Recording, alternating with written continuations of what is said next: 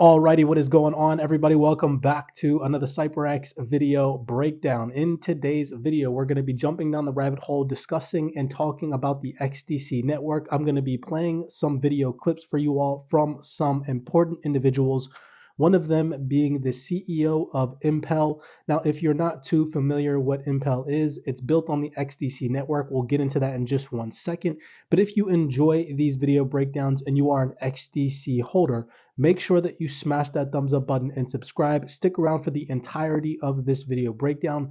It's going to give you guys a lot of valuable insights into the future of this digital asset space. So with that being said, let's jump in.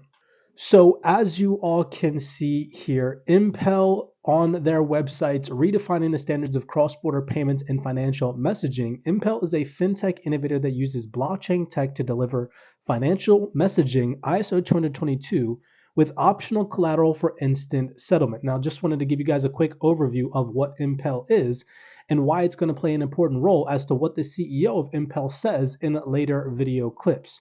But I wanted to first take your attention over here to this report that was put out on the 29th of December 2023, so just a couple of days ago, where it talks about the TADS Awards. If you're not too familiar with what the TADS Awards are, they were first launched in 2020. They are the Tokenized Assets Digital Security Awards, and it is the world's first annual international award for the tokenized assets and digital security sector. Now, it's going to play a massive role in a later video clip where the lady goes on to talk about tokenization and how they are in the process of building out the infrastructure in order to onboard financial institutions. So here this reads: the TAD Awards 2023 has selected a total of 15 winners and a number of rising stars for 3 award categories out of nominees from 19 countries and territories around the world. The TAD Awards 2023 award presentation ceremony will be held in early February 2024 at Hong Kong Cyberport. Now, the TAD Awards 2023 celebrated the remarkable advancements and transformative power of tokenization. The winners were selected through a rigorous judging process with industry experts, thought leaders carefully evaluating each nomination based on their expertise and insights. And here you can see on that list of winners is the XDC network under Web3 innovations. So I thought that that was just phenomenal to see, considering some of the information that we're going to go over in today's video breakdown. With that information out of the way, sit back and relax, enjoy this video breakdown and a couple of these clips that I've compiled together for you all to get you to see how massive the XDC network and the XDC token is going to be as we head into the future of this digital asset space. Now, the XDC network, also known as XinFin, offers several advantages over Ethereum, making it a compelling choice for various decentralized applications. One significant strength lies in XDC's faster transaction speed and lower transaction cost compared to Ethereum. One of the many projects that I got involved with was called the XDC Network, which is a fork of Ethereum. But in essence, it has everything that Ethereum has, but it's everything Ethereum wants to be. Now, despite the prolonged anticipation of banks and institutions adopting cryptocurrencies and blockchain payment systems, the process has been slower than expected. The extensive regulatory and compliance procedures for safety and risk management in the banking sector contribute to the delayed adoption.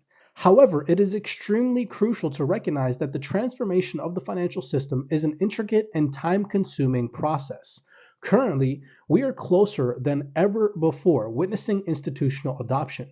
I urge my followers to comprehend the ongoing transformation, acknowledging the meticulous steps that banks must take to seamlessly integrate some of these technologies into their back-end system. It is essential to understand that these assets will eventually function with a fully interoperable system in the future. Patience is key as the financial landscape evolves moving forward. So ISO years ago, back in 2004, created or presented a new standard for messaging. It's called ISO20022. So that's the new updated. Well, I say new. Again, they presented it 19 years ago. Tend to be known in the industry, and we're not bashing anyone here, but banks tend to be slow to adoption on new technology, which is safe to say, hence the rollout. If you think about financial institutions are more about saving money and building wealth rather than spending it, then maybe that kind of answers part of the question on why of the delay. Right now, we stand on the verge of mass institutional adoption in the blockchain and crypto industry. To propel exponential growth, it is imperative for banks to integrate digital assets into their back-end systems. The key to achieving this lies in establishing a robust infrastructure capable of handling institutional liquidity. This infrastructure, coupled with a stable regulatory environment supportive of institutions' onboarding, is crucial to realizing the full potential of blockchain technology in the financial sector.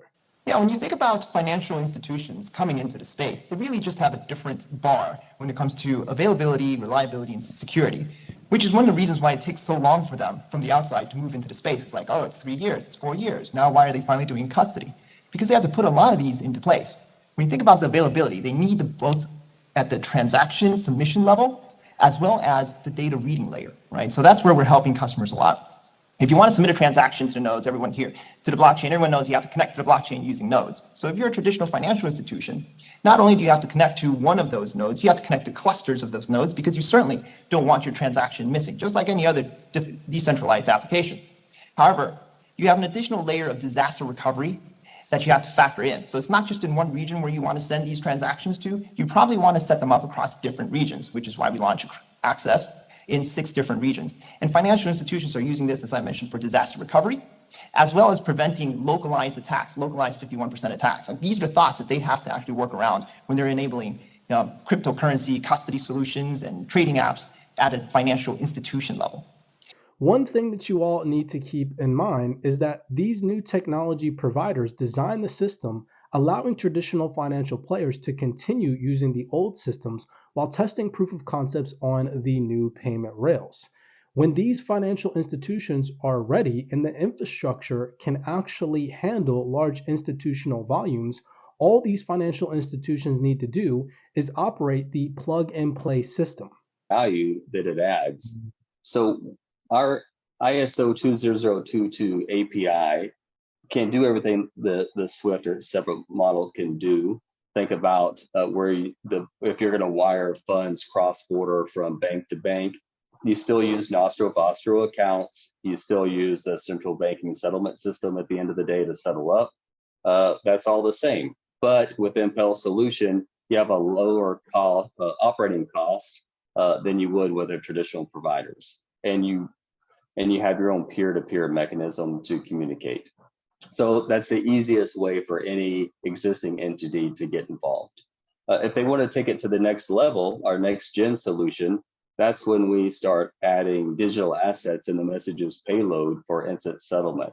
Regarding the ISO 20022 API, so we try to make it as easy as possible for existing entities that are using traditional providers just as a plug and play model. Else they would just kind of transition into a peer-to-peer decentralized model. Still using nostro-vostro accounts, still using the central bank to settle up at the end of the day. So that would be a blend of the two, as we had talked about earlier. The next generation model is adding the digital assets in the messages payload.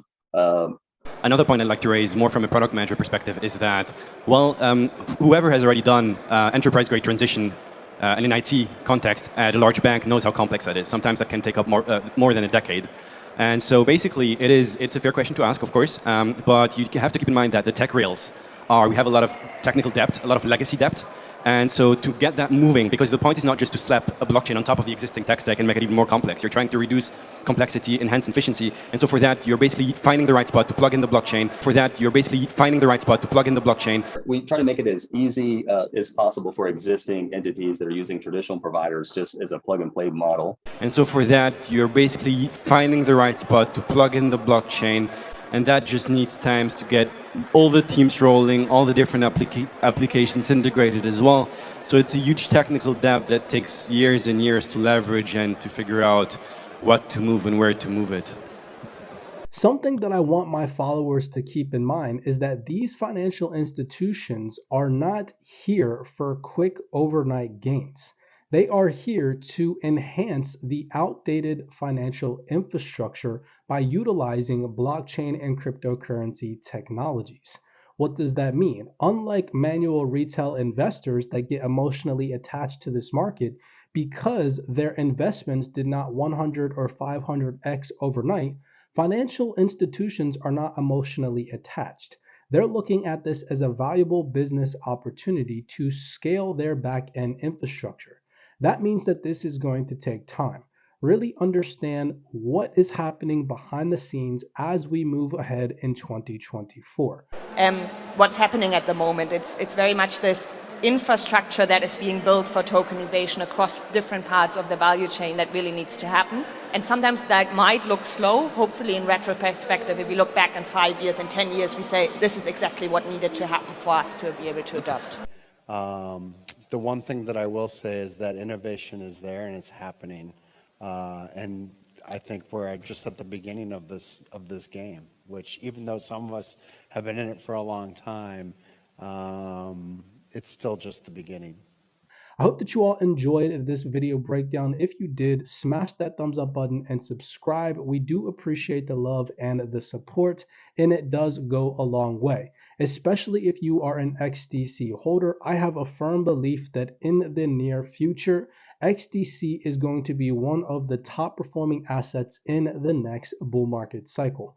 With that being said, I'm not telling you guys to go out there and buy the digital asset XDC. Do your own personal research and assess your risk properly.